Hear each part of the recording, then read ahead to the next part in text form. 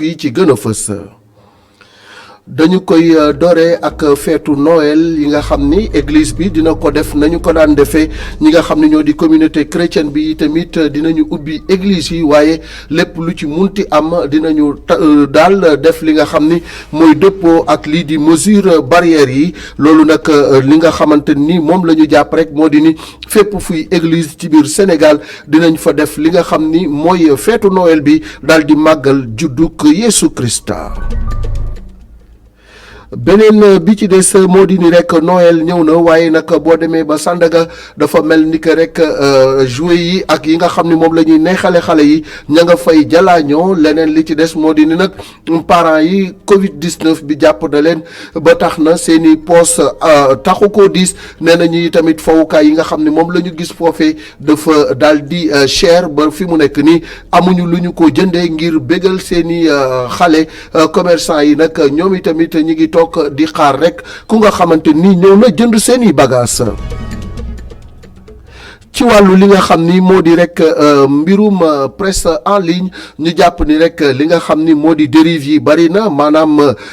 jalgati bi ak salfaañe gi ak weerante beek lu ni mel loolu nag dëppoowul ak suñu aada ak suñu cosaan président de la république ci conseil des ministres waxoon na lu ca jëm ba tax na ñi nga xam ni ñoom ñooy saytu lu ni mel dinañ ci def seen kem kartan ba ñëpp dëppoo ak yoon ñi nga xam ne ñoo di waa Sénégal nag dinañu dem sax ba ci tëj yenn sites yi bu fekkee ni dëppoowuñu ak yoon. ci wàllu yi tamit ñiy fàtte seeni bagage ci taxi yi bari na lool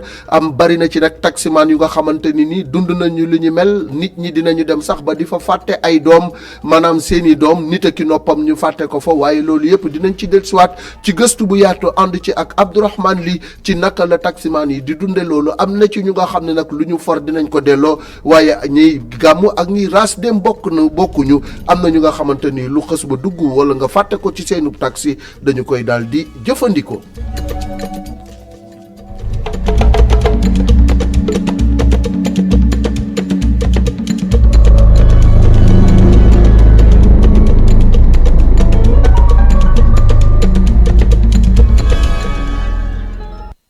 bisimilah ci faram-fàcce xabaar yi dañ koy dooree ak bataaxal bi jóge ci gouverneur bu Ndakaaru Alhassane Sall moom nag mi ngi xamle ak fàttali lépp lu nga xamante ni jëm na ci woppi coronavirus ji ci réew mi rawatina ci diwaanu Ndakaaru ñi nga xam ni noonu la fi jàngoro ji mel ak ni muy yéegee jéggi na dayo ba tax na fi mu toll nii mi ngi fàttali nit ñi ci ñu dëppoo ak li ñu tuddee mesure barrière yi ci loolu nag ki nga xam ni ñi nga xam ni ñoo di takk der yi muy police ak gendarmerie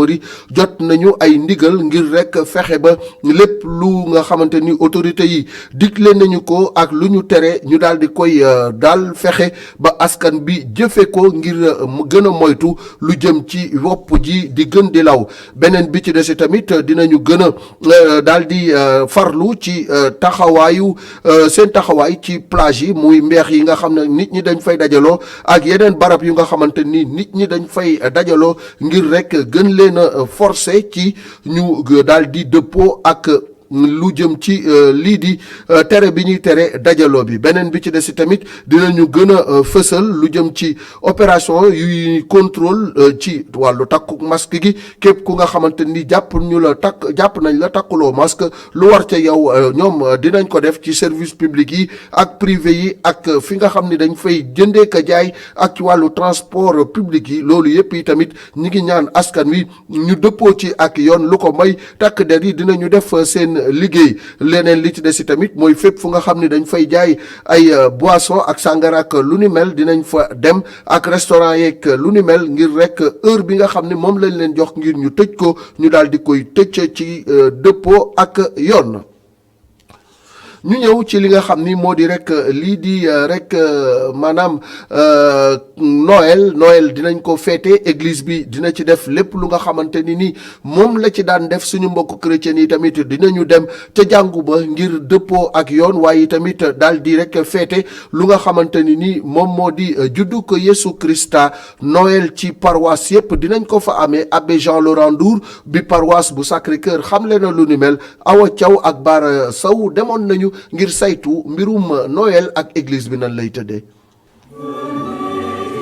Noël di bésum fête ak ñaan guirlande lumière fleur ak lépp li nga xam ne soxal na ngir taaral église yi ak paroisse yi desul ginnaaw ñu koy célébrer ci jamono yi nga xam ni corona moo fi lëmbee église bi di wax ni pare nañ ci lépp ngir accueillir seen ay fidèles waaye tamit ñu teg ko ci yoon lépp ngir fêter naissance bu Christ bi. waaye ni ma ko waxee sànq ci kàllaama tubaab jàngu bi ci lépp lu muy dox mooy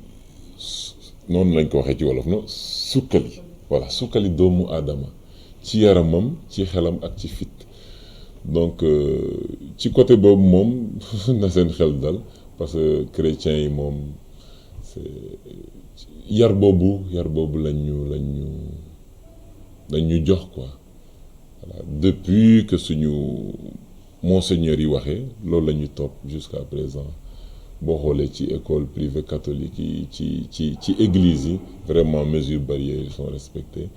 et boo seetluwee sax dañoo yokk messe yi pour éviter que voilà chrétiens yi voilà di buuxante ci biir église bi. ginnaaw abbé Jean Laurent Ndour ba nekk ca paroisse Sacré-Cœur muy wax ni messe yi ak woy yi ñu daan amal ci Noël bi dinañ ko def ren comme niñ ko daan defee. ngeen remarqué na ci messe bi dañuy naan voilà ñi doon dox ci lëndëm gi gis nañu leer bu jóge ca asamaan leer boobu mooy Yeesu Krista ci boppam donc loolu moo waral ñun ñuy manifester ñuy wone suñu mbégte ci messe bi di nga sentir ne tey par exemple nañu woy duñu naan Gloria par exemple avant Noël dañoo arrêté woon ñuy naan woy bi naan Gloria c'est-à-dire gloire à Dieu na yàlla am ndam pour que tey voilà ak malaaka yu sell parce que lépp lu ñuy def ci jàngu bi bu ñuy xumbal kumpa gu sell dañoo gëm ne te dafa am malaaka yi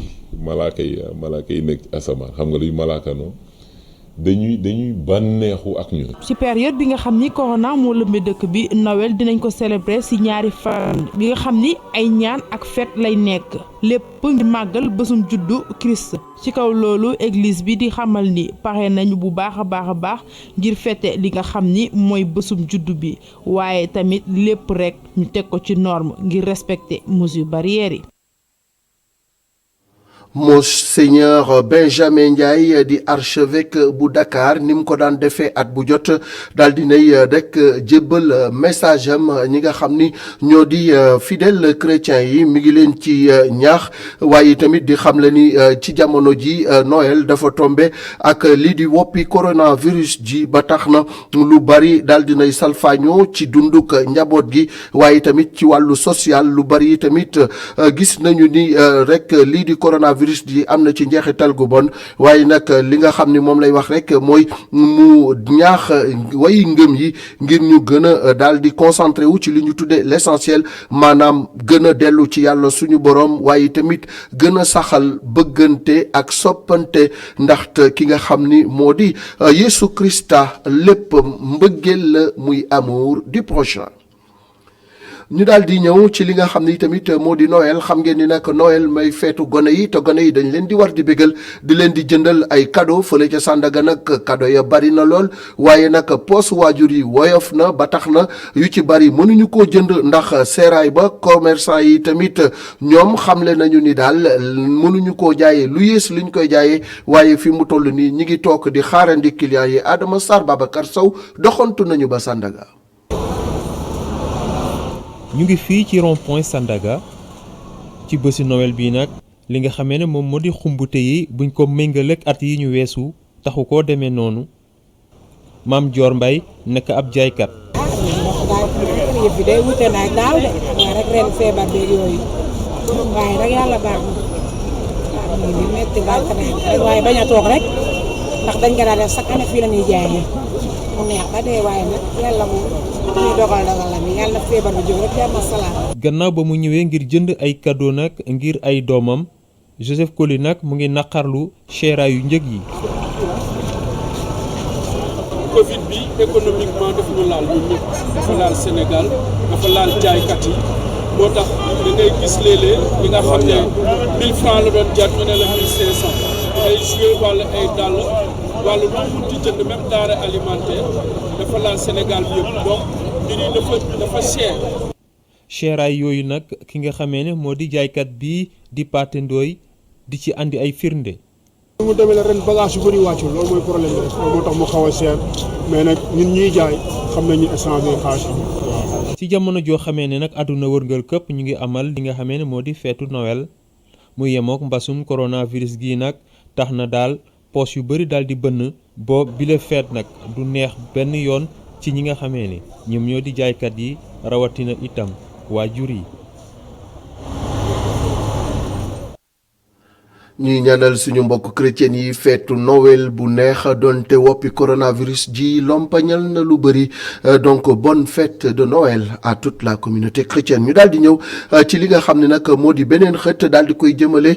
ci presse en ligne bi nga xam ni mooy ñooy jëfandikoo jumtuwaayu xarala yi ràññee nañu ni daal ci jamono yi lu ci bari dañuy jalgati ba tax na président de la République ci conseil des ministres bi amoon démb xamle na ni daal faaw ñu gën a daal di jubbanti ak joyanti ñi lii di presse en ligne bi ndaxte xotti war ma ak lu nga xamante ni tegginewul dëppoowul ak suñu aada ak suñu cosaan ba tax na daal dafay daal di rek indi jiixi jaaxa indi tamit réero ak i tamit ab salfaañe ci li ñu tuddee cohésion sociale muy déggoo gi war a am ci biir askan wi ñi nga xam ne nag ñoom ñooy saytu lu ni mel di waa CNRA nee nañu loolu nga xam ne président wax na ko ñoom ànd nañ ci te dinañ def seen kem kartan ba ñi nga xam ni ñoom ñooy jalgati ñu dal ci seen kaw bañuñu ci ba tëj yenn sites yi. Matar Sall directeur de cabinet bu président bu CNRA ci téléphone Pape Ibrahima Ndiaye. suñ texte bi ñu taxawal ak code de la presse ngay boole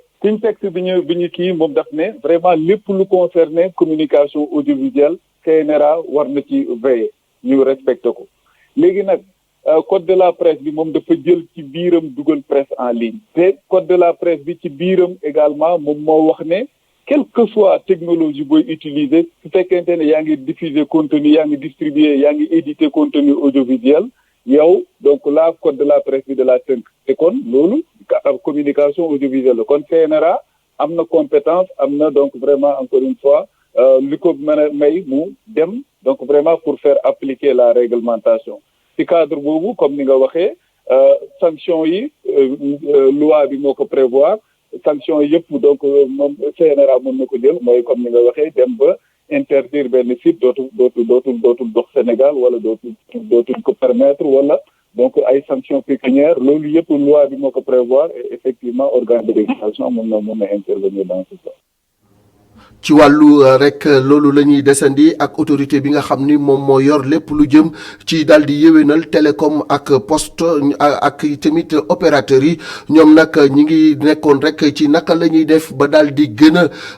am qualité ci wàllu liggéey bi ci Sénégal ñi nga xamante ni tamit ñooy ñaari parti yi tey jii ca Ndakaaru amaloon nañu fi lancement waanaam daal fexe ba rek xool naka la ñuy def ba ñii di askan bi li nga xam ni moom la ñu soxla ci wàllu télécom ak lu ni mel ñu daal di koy yéwénal directeur général bu ARTP nee na nag ñi nga xam ni ñoom ñoo nekkee ci kaw gi tamit gis nañu seen i jafe-jafe ci wàllu woowu te lépp dinañu def seen kem kartan ba daal di koy saafara ñu déglu ko ci micro Ousmane Gueye. li waral suñu ndaje tey mooy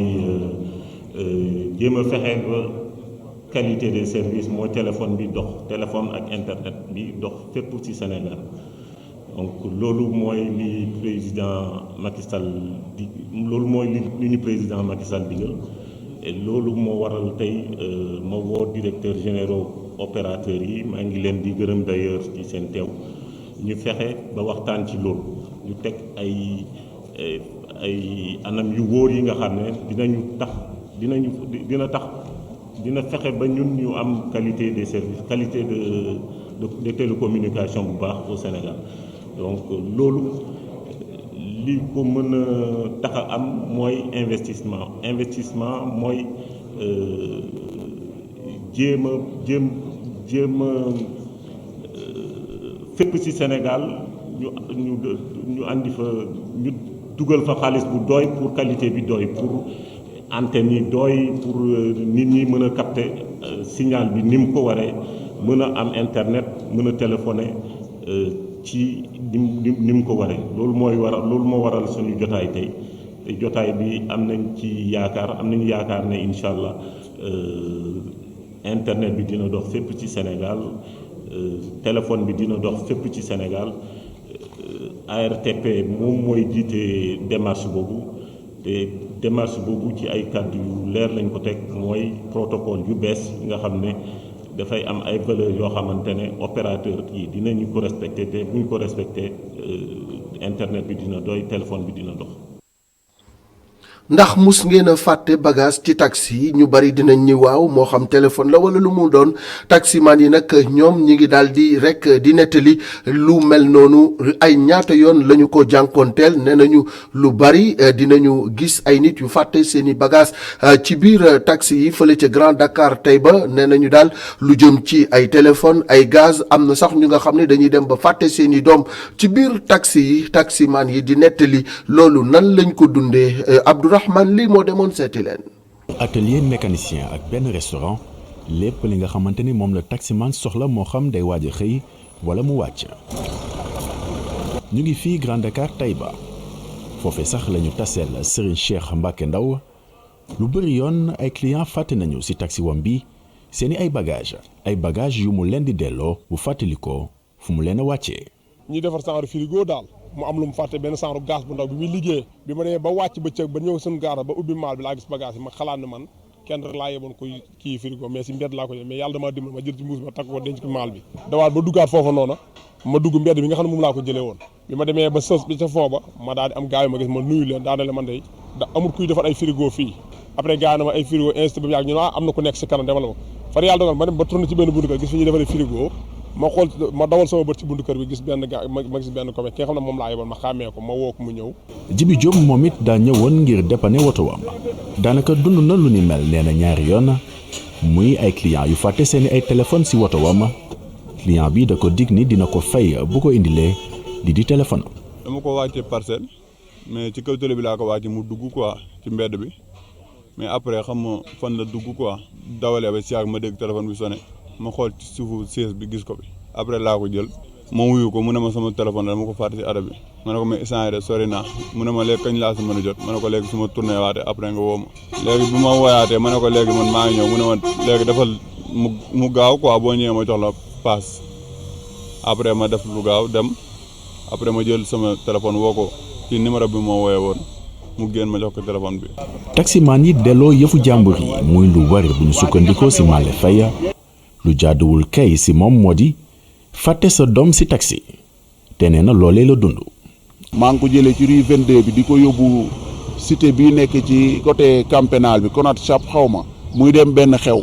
mais bébé bi mu yoroon dafa nelew mu bàyyi ko ci biir oto bi wàcc. bi ñu yeggee ba wàcc na ba dem ba ma génnaat ba jëlaat 2 voies yi jël fi benn grand mu ne ma bébé bii nag ma ne ko xale bu jigéen bi ma yeboon léegi la de parce que biir oto bi yëpp mu ngi defaroog pression xew bi jàpp ko. ba mu te doomam la mu fàtte ko fii. moom mi leen mu ngi joxoñ baaraamu tuuma yenn client yu mu jàpp ni ñooy yàq deru taximaan yi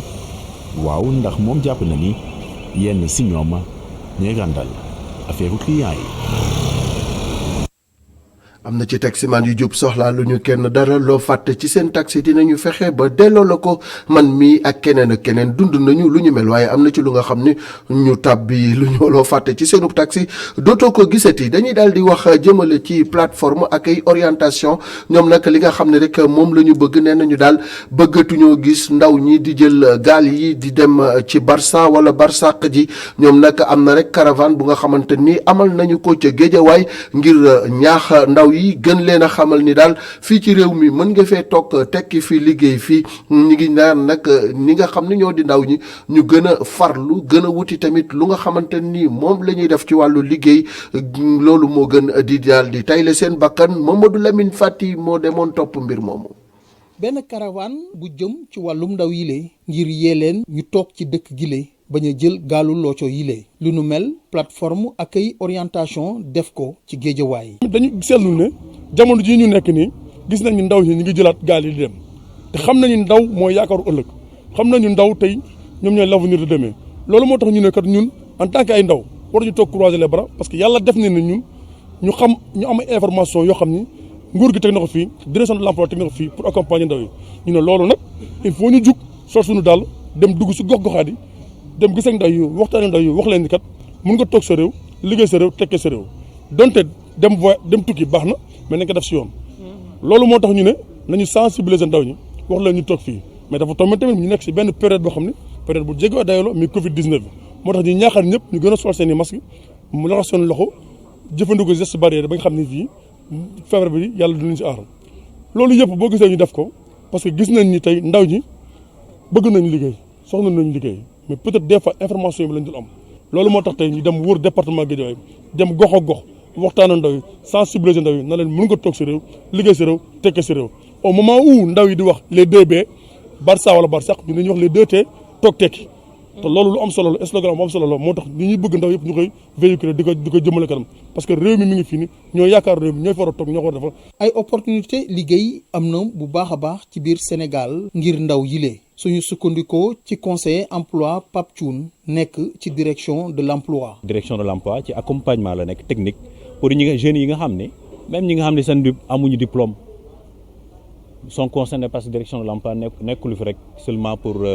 ñi nga xam ne dañoo jàng. ñun nag ci domaine accompagnement technique lañ nekk pour l'instant parce que am na yeneen dispositifs yi nga xam ne comme DER ak ay ANPEJ wala ADPME ñoom ñi nga xam ne ñoom ils sont dans le financement mais ñun accompagnement technique bi foncièrement ñun moom la ñuy def. ñi nekkee ci plateforme accueil orientation wër nañu yoonu Guédiawaye yile ngir yee askan wile jox leen ay xibaar ci opportunité liggéey yi nga xam ne ñoo am ci dëkk gile rawatina ñu yee leen bu baax a baax ndaw yooyu le ñu des ci dëkk gile te ku ne jéemal sa bopp dara. ci wàllu politique la ñuy daal di àddu li nga xam ne mooy waxtaan wi ko lal nag dafa war a rek nekk waxtaan wu nga xamante ni waxtaan wu dëgg la waaye tamit la nga xam ne moom lañ fay tënk dañu ko war di jëfee loolu nag ki ko xam ne moo di Alioune Tine moom nag nee na fi mu toll nii ni ñu mën a def ba daal di daal moytu lu jëm ci wàllu maanaam fitna ginnaaw lii di politique ni ñu ko gisee ci yenn ci sous-région bi nee na loolu yépp lu koy indi daal mooy waxtaan déggoo di xàccendoo ak di dóorandoo Alioune Tine ci micro Adama Sarr. dañu war a dialoguer parce que bu ñu xoolee suñu sous-région bi rek tey xam nga coup d'état bu Mali bi ñu ngi dialogue mais ay problème rek a fa am ñu ngi jàpp di tëj ñi d'accorduñ ci li am donc féewaloo dafa bari donc waxtaan ba pare lal ko ci dëgg ba pare mu sell dëggu dafa am solo lool. parce que nguur boo ci nekkee toog rek ngay bëgg doo bëgg dem kii nga xam ne tamit day yóotu nguur gi yàkkamti na pour yóotu ko jot ko su ko defee bu fekkee ne marché mu sante la ñuy def amul solo nañu jiital lii nga xam ne mooy njëriñu askan bi nañu jiital lii nga xam ne mooy njëriñu réew mi bu fekkee ne politiciens yi dañ ko def dana baax waaye bu fekkee ne seen bëgg-bëgg rek la ñuy seet te loolu la ñu gis da ngay gis ku jóge fii dem fi am na ñoo xam ne depuis nguuru Senghor ba tey ñi ngi nguuru fu tooyal ñu tag loolu day tax ba nga xam ne politique day teeyal xelu nit ñi élite politique yi dootuñu am crédibilité bi ñu war a am donc nit ñi dañuy dem wuti dëgg feneen soit ñu dem ci religion yi soit ñu dem sax ci ñoo xam ne ñi ay imposteurs lañ il faut que ñu def attention politiciens yi parce que ay élite lañ sur le plan moral bu fekkee ni sur le plan moral amatuñu benn moralité en matière politique dafa yàq réew te am na ay réew yu màbb loolu moo ko andi donc ci biiru dialogue bi daal vraiment na sell na jub na leer ba pare ñu boole ci askan bi ñu joxe seen xel parce que askan bi tamit ñàkkuñu xel. Njawar Pay moom di xamle ni ci ñaar fukk ak juróom-ñaari poñ yi nga xam ne moom lañ doon waxtaane ci commission politique bu dialogue national bi ñaar fukk yi ak juróom am nañ ci ak déggoo Njawar Pay nag moom mi nga xam ni bokk na ci commission boobu nga xam ni moo di moom nee na daal fi mu nekk nii gis na ni démocratie Sénégal mi ngi tegu ci yoon te mi ngi dox waaye nag li nga xamante ni tamit moom la xamle moo di bilan bi ñu war a def ci dialogue national bi bilang la bu nga xamante ni la ca baax bëri na lool ñu déglu Njawar Pay ci micro Adama Sarr. waxtaan nañu ci waxtaan bu rafet boo juboo si ñaar fukk ak juróomi point yoo xam ne d'accord nañ ci dàq élection yi ci li ñu jàppoon la fal maire bi ak président le conseil départemental bi au suffrage universel direct d'accord nañ ci maintenant dañuy xam ne léegi tête de liste ku ko jiite ci liste commune wala département dañuy xam ne yow la ñuy fal bu liste boobu gagné mooy nekk maire d'accord nañu ci fichier électoral bi audité ko parce que opposition moo ne woon wóolul fichier bi fi nekk te fichier bi ñu ngi ko audité woon en 2018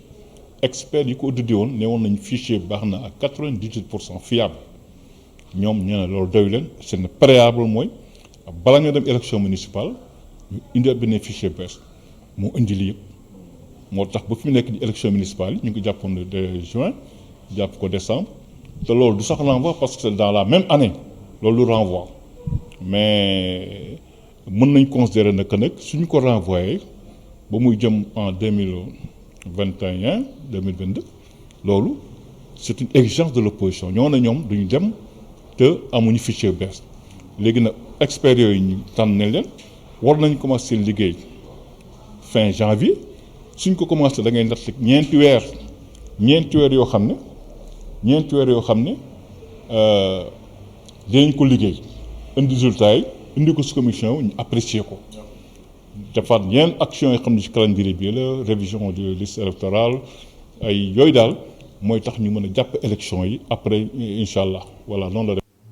ñu àddu jëmale ci tolluwaayu mbas mi ci alxames tey ji wopp ji di gën di yokku tey ji nag li nga xam ne moom lañ ci ràññee mooy téeméer ak juróom fukki nit ak ñaar am nañu lii di doomu jàngoro ji li nga xam ne tamit moo di cas communautaire yi toll na ci téeméer ak benn lii di cas importé ñaar lañu ci ràññee juróom-ñetti fukki nit ak juróom wér nañu ba ñibbi seeni kër li nga xam ni moo ci faatu ba mbas mi dooree ak léegi mi ngi toll ci ñetti téeméer ak juróom-ñett fukk ak benn ba léegi rek ñuy wéy di ñaax askan wi ngir ñu gën di góorgóorlu daal ci lii di takk masque yi waaye tamit di nga xam ni moo di mesure barrière yi ñu gën di ko respecté ndax lu toll ci junni ak juróom-ñaar fukk ak juróom-benn ñi ngi nekk ci lalu hôpital yi wala bokk ñu leen di topp kon nag nañu gën a rek góorgóorlu te gën a farlu ngir jàngoro ji dellu ginnaaw. ci wàllu xibaaru bitim réew dañuy dem fële ba ca Niger nag li nga xam ni moo di jihadiste yi daal am na benn ndëgg sërëx gu nga xamante ni def nañu ko juróom-ñaari soldaar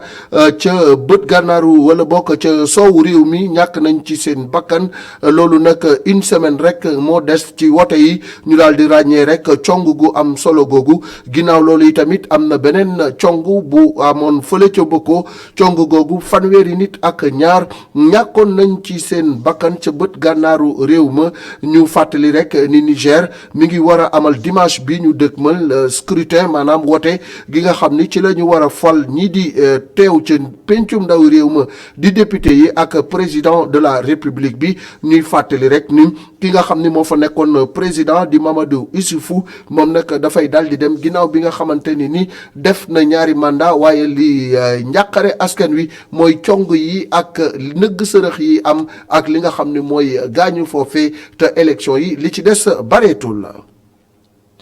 ci wàllu tàggat yaram itamit dañuy daal di rek koy ubbee ak ki nga xam ni moo fi nekkoon joueur ca équipe nationale bu Sénégal ci wàllu góor ñi di Adama Ndiaye moom nag ñàkk na bakkanam ca France ginnaaw woppi coronavirus ji nga xam ni moom moo dal ci kawam moom Adama Ndiaye moomee nag nekkoon na fi champion d'Afrique ci 1980 ca Rabat booba ñaar fukki at ak ñaar rek la am waaye nag moom mii nga xam ni moo di Adama Ndiaye joué woon na ci ASFO joué na ci bopp gannaaw bi mu daal di dem ca Côte d'Ivoire